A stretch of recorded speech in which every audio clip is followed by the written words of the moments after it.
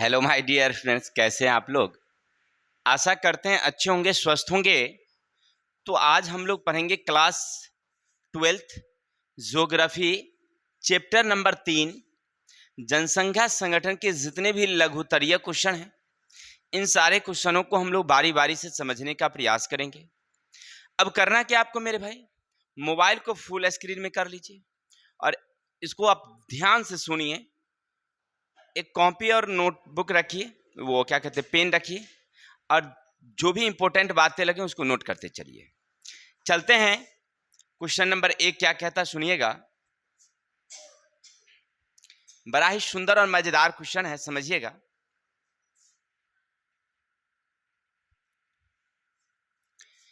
महानगर किसे कहते हैं, संक्षेप में बताइए। अगर आपसे कोई पूछे भाई कि महानगर किसे कहते हैं, देखिए महानगर का मतलब होता है कि एक कैटेगरी एरिया रखा गया है। ऐसे नगर जहां की आबादी 10 लाख से ऊपर हो, वैसा नगर जहां की आबादी कितनी हो, 10 लाख से ऊपर हो, और वहां के अधिकांश आबादी यानी 3/3 से ज्यादा लोग उद्योग, व्यवसाय या अन्य प्रकार की नौकरी पर निर्भर करती हो, तो ऐसे नगर को कहते हैं महानगर। क्लियर है। अगर आपसे कोई पूछे भाई महानगर, तो वैसे नगर जहां की आबादी 10 लाख से ज्यादा हो और उस नगर के अधिकांश लोग उद्योग पर निर्भर करते हों, व्यापार पर या नौकरी पर, यानी कृषि और पशुपालन वहां के लोगों का कोई रोजगार ना हो, तो ऐसे नगर को कहते हैं हम लोग महानगर। बहुत कम लोग वहां पर कृषि पशुपालन करते हैं, तो वो महानगर कहलाती है। ठीक है। जैसे एक आंकड़ा है कि हम लोग जब शुरू की बात करेंगे, यानी कि 1901 की बात करेंगे, तो उस समय मात्र 2 ही महानगर थे, एक कलकत्ता और एक मुंबई। लेकिन 1991 में जब महानगर की गिनती की गई, तो 23 महानगर आ गए, जिनमें बहुत सारे नगर थे, और उसमें 65% से अधिक शहरीय निवासी करते हैं। यानी पूरे भारत की अगर बात करेंगे, तो जितने लोग नगर में निवास करते हैं, शहर में निवास करते हैं, उनमें 65% नगरीय महानगरीय लोग हैं। ठीक है। तो आशा करते हैं आपको 1 नंबर क्वेश्चन समझ में आ गया होगा। चलते हैं क्वेश्चन नंबर 2। ग्रामीण तथा नगरीय जनसंख्या में अंतर स्पष्ट कीजिए। अगर आपसे ये कोई पूछे कि भाई ग्रामीण और नगर की जनसंख्या में क्या अंतर है, तो आप क्या बताएंगे। तो देखिए, ग्रामीण का मतलब हुआ जो लोग गांव में निवास करते हैं, वैसे लोग जो गांव में निवास करते हैं, तो ग्रामीण जनसंख्या। लेकिन जो लोग शहर में निवास करते हैं, उसे नगरीय जनसंख्या कहते हैं। अब दोनों में क्या अंतर है समझना। जो ग्रामीण जनसंख्या है, वो प्राथमिक कार्य करते हैं, या तो कृषि करेंगे, पशुपालन करेंगे, या कृषि संबंधित अन्य जैसे मछली पालन है, मुर्गी पालन है, बत्तख पालन है, ये सारे कार्य करेंगे, प्राथमिक कार्य। जबकि नगरीय लोग जो होते हैं, वो द्वितीयक कार्य करते हैं। द्वितीयक कार्य का मतलब होता है कि नगर से जब मतलब कृषि से जो उत्पाद होती है, उसको परिवर्तित करके दूसरा कार्य करते हैं। ठीक है। तो लिखेंगे पहला अंतर, नगरीय लोग द्वितीयक या तृतीयक कार्य करते हैं, जबकि ग्रामीण लोग प्राथमिक कार्य करते हैं। ग्रामीण लोगों का जो मकान होता है, वो न्यूनतम क्वालिटी का होता है, छोटा होता है। लेकिन जो शहरी मकान होती है, बड़ी बड़ी बिल्डिंग होती है, बड़ी ऊंची ऊंची बिल्डिंग होती है, बड़े बड़े मकान में वो लोग रहते हैं। ठीक है। ग्रामीण लोगों का रहन सहन निम्न स्तर का होता है, लेकिन शहरी लोगों का जीवन स्तर उच्च स्तर का होता है। तो आशा करते हैं आपको नगर और गांव के जीवन के बारे में लिखना था, तो आशा ये समझ में आ गया होगा। फिर से एक नज़र देख लेते हैं कि आपसे पूछ रहा है कि भाई नगरीय जनसंख्या और ग्रामीण जनसंख्या में क्या अंतर है। तो लिखेंगे ग्रामीण और नगरीय जनसंख्या में निम्न अंतर है। ग्रामीण जनसंख्या गांव में रहती है, इनका रहन सहन निम्न स्तर का होता है, ये प्राथमिक कार्य करते हैं, ये छोटे से मकान में रहते हैं। जबकि नगरीय जनसंख्या शहर में रहती है, इसका कार्य द्वितीय स्तर का होता है, तृतीय स्तर का होता है, ये बड़े बड़े मकानों में रहते हैं, इनका जीवन स्तर उच्च क्वालिटी का होता है।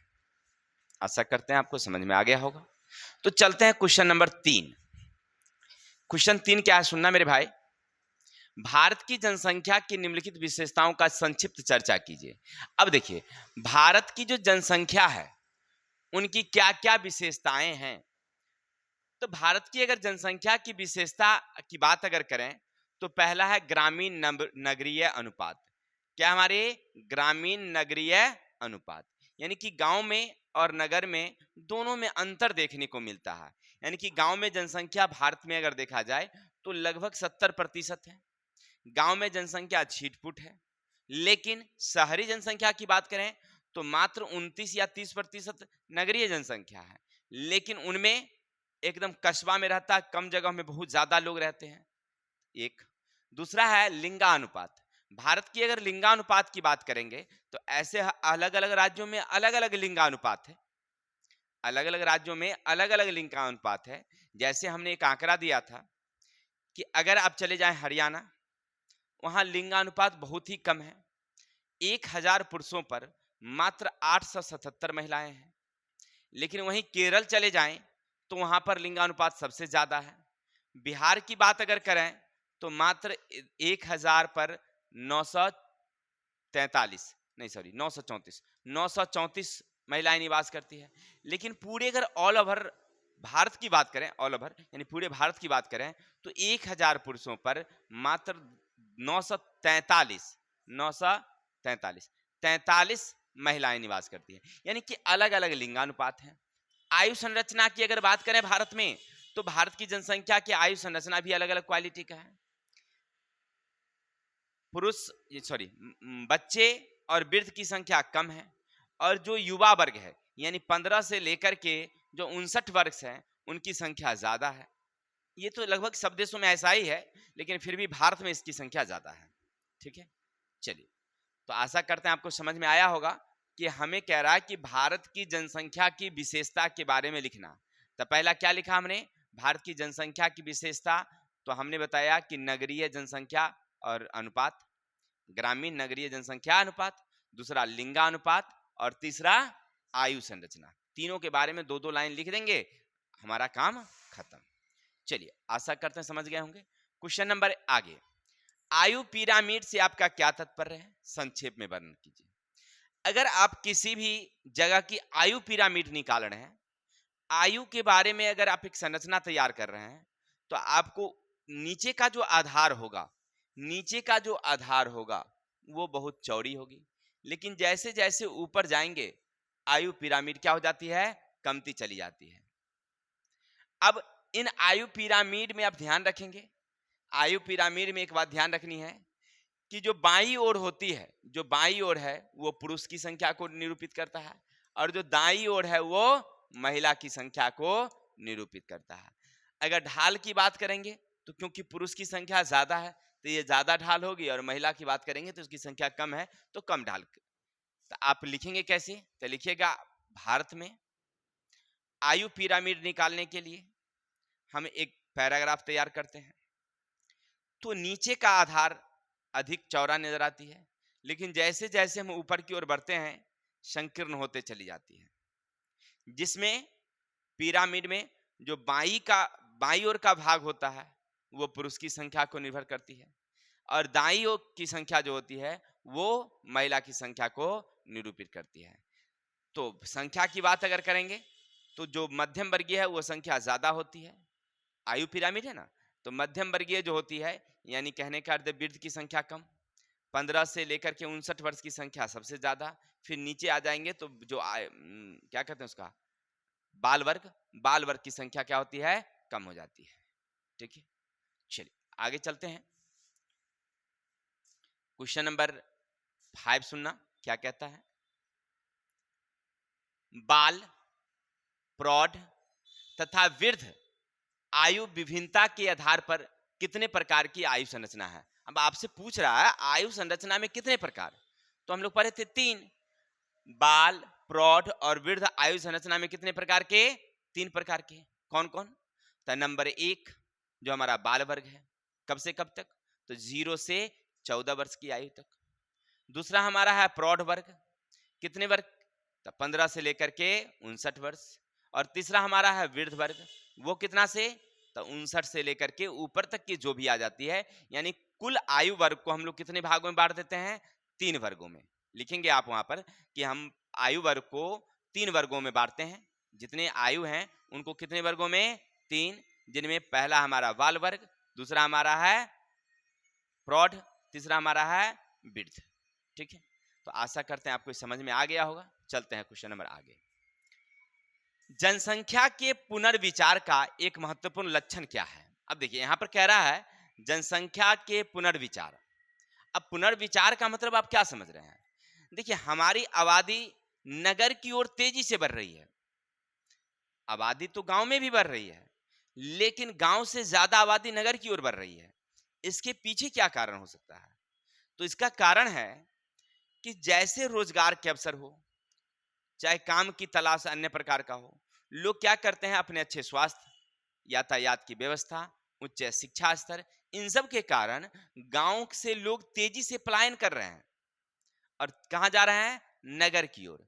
तो यहां पर हमारे पाठ में कहा गया है कि पुनर्विचार माने इस पर एक समस्या उत्पन्न हो रही है।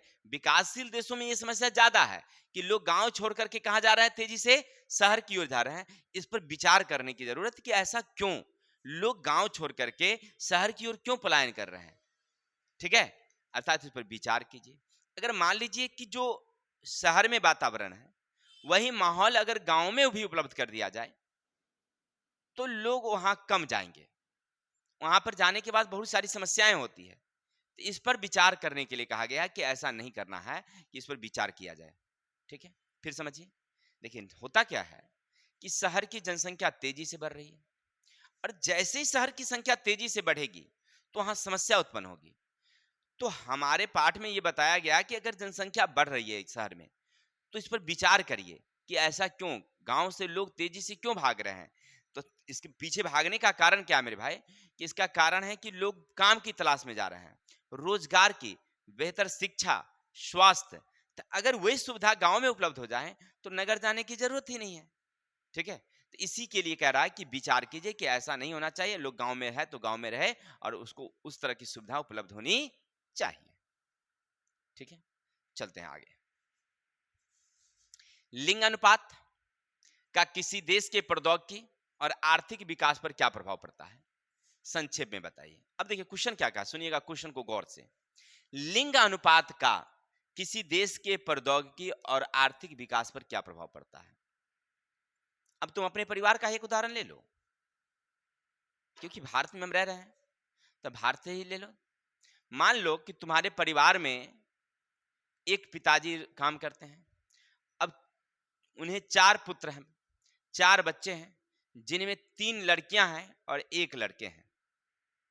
अब क्या होगा, क्योंकि हमारे यहाँ की जो परंपराएं हैं, बातें हैं, उसमें क्या होती है कि लड़कियां घर से बाहर काम करने के लिए नहीं जाती है। अब 1 बच गए तुम, अब कितना तुम काम करोगे, नहीं। तुम अपने पड़ोस में ले लो, जिनके परिवार में 3 लड़के हैं और 1 लड़का है, सॉरी 3 लड़के हैं 1 लड़कियां हैं। अब वहां पर 3 व्यक्ति काम करने के लिए बाहर निकलेंगे और तुम अकेले निकलोगे। अब दोनों में अंदर कर लो। तो जिस देश में अगर पुरुषों की संख्या ज्यादा है तो वो देश अधिक उन्नत होता है, प्रौद्योगिकी उसका बहुत ज्यादा होता है, आर्थिक विकास उसका ज्यादा होता है। ऐसे अभी के दौर में तो हम लोग अगर देखते हैं तो लड़कियां पीछे नहीं है, लड़कियां पीछे नहीं है, हर क्षेत्र में लड़कियां काम कर रही है। लेकिन फिर भी इसके बावजूद अगर लड़के होते हैं तो फिर भी उनका अलग महत्व होता है। लड़का ज्यादा काम करता है, लड़का जब बाहर जाने के लिए स्वतंत्र होता है। लड़कियों को कहीं ना कहीं मानसिक रूप से हो, सामाजिक रूप से हो, थोड़ा सा प्रताड़ित होना पड़ रहा है। परिणाम क्या होती है कि उसका आर्थिक और प्रौद्योगिकी विकास कम हो जाता है। जिस देश में पुरुष की संख्या ज्यादा है वो प्रौद्योगिकी और आर्थिक के क्षेत्र में ज्यादा है, जहां की पुरुषों की संख्या कम है, आर्थिक प्रौद्योगिकी से कमजोर है। ठीक है, चलिए आगे आगे चलते हैं। क्वेश्चन नंबर कहता है ग्रामीण नगरीय संगठन पर चर्चा कीजिए। अब फिर से वही बात कह रहा है, ग्रामीण नगरीय संगठन। संगठन में क्या लोग पढ़े थे हम लोग, तो आयु संरचना के बारे में, लिंग के बारे में, शिक्षा के बारे में, रोजगार के बारे में, यही सब ना पढ़ते हैं हम लोग। तो देखिए अब फिर से कह रहा है नगरीय और आयु दोनों में अंतर देख लो। अब नगरीय में उच्च शिक्षा व्यवस्था है, ग्रामीण में उच्च शिक्षा व्यवस्था नहीं है। नगरीय में एक संगठन खत्म। दूसरा अब लिंग, नगर में पुरुषों की संख्या ज्यादा है, महिलाओं की संख्या कम है, जबकि गांव में महिलाओं की संख्या ज्यादा है, पुरुषों की संख्या कम है। इसके पीछे क्या कारण बता ही दिए थे कि क्योंकि गांव से लोग रोजगार करने के लिए अपने परिवार को छोड़ करके शहर की ओर जाते हैं। अब एक गांव से मान लो 50 व्यक्ति ही अपनी पत्नी को छोड़ करके कहाँ जा रहा है, काम करने के लिए अगर बाहर जा रहे हैं, तो गांव में महिलाओं की संख्या क्या हो जाती है, बढ़ जाती है। इस चलिए यही कहानी है। तो लिंगानुपात के हिसाब से संगठन में लिंग भी आ जाता है। तो नगरीय और ग्रामीण, तो गांव में लिंगानुपात के हिसाब से चले जाए तो महिला की संख्या ज्यादा, पुरुष की संख्या कम। अब रोजगार, तो गांव के लोग रोजगार में प्राथमिक कार्य करते हैं, जबकि नगर के लोग अपने रोजगार में किसका काम करते हैं, द्वितीयक या तृतीयक क्षेत्र का काम करते हैं। ठीक है, तो इस तरह से वही कह रहा है ग्रामीण और नगरीय संगठन। तो संगठन में कौन कौन, तो शिक्षा, आयु, फिर आप देख रहे थे लिंग, इन सब के बारे में। आयु का भी देख लीजिए, शहर में जो आयु वर्ग हैं यानी प्रौढ़, जो उनकी संख्या ज्यादा है, और वृद्ध और बच्चे की संख्या गांव में ज्यादा है, क्योंकि बच्चे ज्यादा शहर जाते नहीं है, आप वृद्ध लोग जाते नहीं है। आप ही टोला पड़ोस में देखिए, आपके पिताजी को देखिए, अब क्या होता है कि अभी वो युवा हैं तो नगर में काम करने के लिए जाते हैं, लेकिन जैसे वो अब वृद्ध हो जाएंगे, आप काम करने जाइएगा, वो घर पर आकर के बैठ जाएंगे। होता है ऐसा, अक्सर देखे होंगे ऐसा करके कि बहुत सारे लोग पहले बाहर काम करने के लिए जाते थे, अब धीरे धीरे उनकी उम्र हो गई तो अब वापस लौट कर आ गए हैं, अब वो नहीं जाते हैं। ये क्या है, हमारी ग्रामीण नगरीय संगठन। क्लियर। तो ग्रामीण नगरीय संगठन पूछेगा तो गांव की जनसंख्या और नगर की जनसंख्या के पहले आयु के बारे में लिखना। तो क्या लिखोगे, तो लिखना गांव में जो वृद्ध हैं और बच्चे हैं उनकी संख्या ज्यादा है, जबकि नगर में प्रौढ़ की संख्या ज्यादा है, एक अंतर। फिर दूसरा लिखना, पैराग्राफ चेंज करके लिखना, गांव में शिक्षा व्यवस्था माने गांव की जो शिक्षा व्यवस्था न्यूनतम होती है, शहर की शिक्षा व्यवस्था उच्चतम होती है।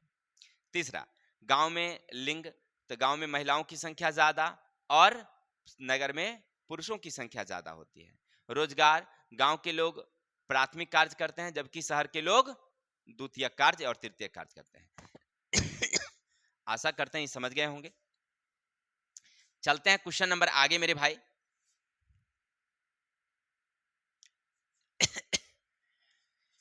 विकास के स्तर पर अतिरिक्त लोगों के 3 आकांक्षाएं क्या हैं। देखिए, विकास के स्तर यानी विकास के नाम पर हर लोगों की अपनी अपनी आकांक्षाएं, इच्छाएं होती है कि हम लोग किस तरह से विकास करें, किस तरह के हमारी माहौल हो, इन बातों को वो लिखना चाहते हैं। तो यहाँ कहते हैं कि देखिए, सबसे पहले लंबी स्वास्थ्य जीवन व्यतीत करना चाहता है। हर लोग चाहता है कि हम अधिक समय तक जिएं और स्वस्थ जिएं। पहली, हर लोगों की ये अपनी इच्छा होती है कि हर लोग क्या चाहता है कि हम लंबा जिएं और स्वस्थ जिएं। लंबा का मतलब क्या, माने अधिक उम्र तक, हमारी उम्र ज्यादा तक चले। दूसरा है साक्षर और ज्ञानवान बनना, हर लोग चाहता है कि हम पढ़े लिखें, ज्ञानी हों। और अगला है तृतीय, उत्तम जीवन स्तर के लिए आवश्यक संसाधनों की जरूरत की प्राप्ति, यानी अगर हम अधिक समय तक जीते हैं, हमारा जीवन अगर अच्छा से चलता है, तो उनके लिए जो जो संसाधन की जरूरत होती है, भोजन है, कपड़े हैं, या अन्य प्रकार की जो दैनिक आवश्यकताएं हैं, ये सब संसाधन उपलब्ध हो, ऐसा लोग चाहते हैं। ठीक है, तो यहाँ कह रहे हैं हमारे कि विकास के स्तर पर अतिरिक्त लोगों की 3 आकांक्षाएं क्या है। तो 3 आकांक्षाएं यानी इच्छा क्या है, तो पहली बात, हम लंबा और स्वस्थ जिएं। दूसरा, हम ज्ञानवान बुद्धिमान बने। और तीसरा, हमारी जो जरूरतें हैं वो सब हमें पूर्ति होती रहे। ठीक है, और ये तो सब लोगों की इच्छा होती है, हमारी भी इच्छा है, आपकी भी इच्छा होगी कि हम ऐसा बने। क्लियर। आगे चलते हैं क्वेश्चन नंबर, जनसंख्या और विकास का एक दूसरे के साथ क्या संबंध है। अब प्रश्न एक बड़ा इंपॉर्टेंट है, बहुत ही इंपॉर्टेंट, समझिए। जनसंख्या और विकास का क्या संबंध है। तो जनसंख्या और विकास का बहुत गहरा संबंध है।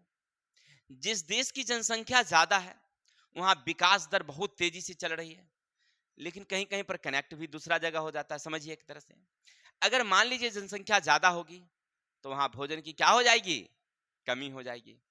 और जैसे कमी होगी तो मूल्य क्या हो जाएगा, बढ़ जाएगा। तो जनसंख्या से एक जगह विकास में कमी भी आ रही है।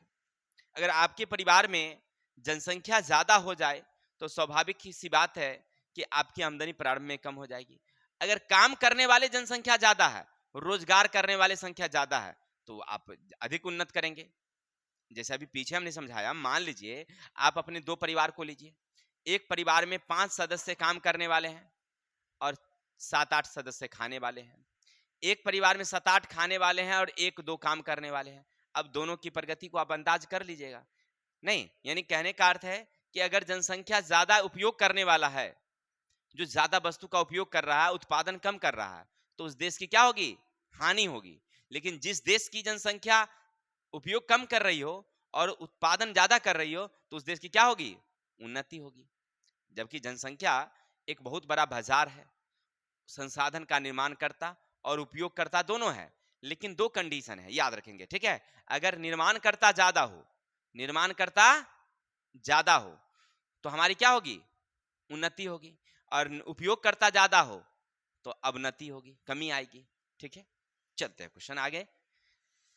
प्राकृतिक लाभ बनाम सामाजिक हानि क्या है। अब देखिए, प्राकृतिक लाभ बनाम सामाजिक हानि। तो देखिए, प्राकृतिक लाभ सामाजिक हानि का मतलब होता है कि प्रकृति का एक अनुपात है कि कहीं कहीं स्त्रियों की संख्या ना अपने ऑटोमेटिक ज्यादा होती है। कुछ प्रदेशों में, किसी देशों में स्त्रियों की संख्या ज्यादा है। ये एक प्राकृतिक मामला है, इसमें आप हस्तक्षेप नहीं कर सकते। पहले के समय में क्या होता था कि पुरुषों की संख्या ज्यादा थी, महिलाओं की संख्या कम थी। अब थोड़ा सा देखा जाए तो महिलाओं की संख्या ज्यादा हो रही है, पुरुषों की संख्या क्या हो रही है, कम हो रही है। अगर आपको देखना हो, किसी विद्यालय में प्रवेश कर जाइए, किसी विद्यालय, ऐसा नहीं कि लड़कियां नहीं पढ़ती है और लड़का नहीं पढ़ता है, लड़का भी पढ़ रहा है, लड़कियां भी पढ़ रही है। लेकिन आप किसी विद्यालय में प्रवेश कर जाइए, कब, प्रार्थना के समय, आपको नजर आ जाएगा कि कितनी लड़कियां हैं और कितने लड़के हैं। आपको 5 लाइन लड़की का मिलेगा तो 2 लाइन लड़का का मिलेगा। ये हर विद्यालय की कहानी है। इसका मतलब क्या समझ रहे हैं कि लड़कियों की संख्या अब थोड़ी सी बड़ी है। ये प्राकृतिक बनाम है, ये क्या, प्राकृतिक लाभ, सामाजिक लाभ, ये अपने आप बढ़ रही है। ठीक है, इस सब को लिखना है। यानी प्रकृति के कारण, समाज के कारण अगर किसी की चीज की वृद्धि हो रही है, इसको कहते हैं प्राकृतिक बनाम लाभ। ठीक है, तो आशा करते हैं आपको ये सारे 11 क्वेश्चन थे लघुतरीय के समझ गए होंगे। तो आप हंसते रहिए, मुस्कुराते रहिए। तो हम मिलते हैं नेक्स्ट वीडियो के साथ, तब तक के लिए जय हिंद, जय भारत।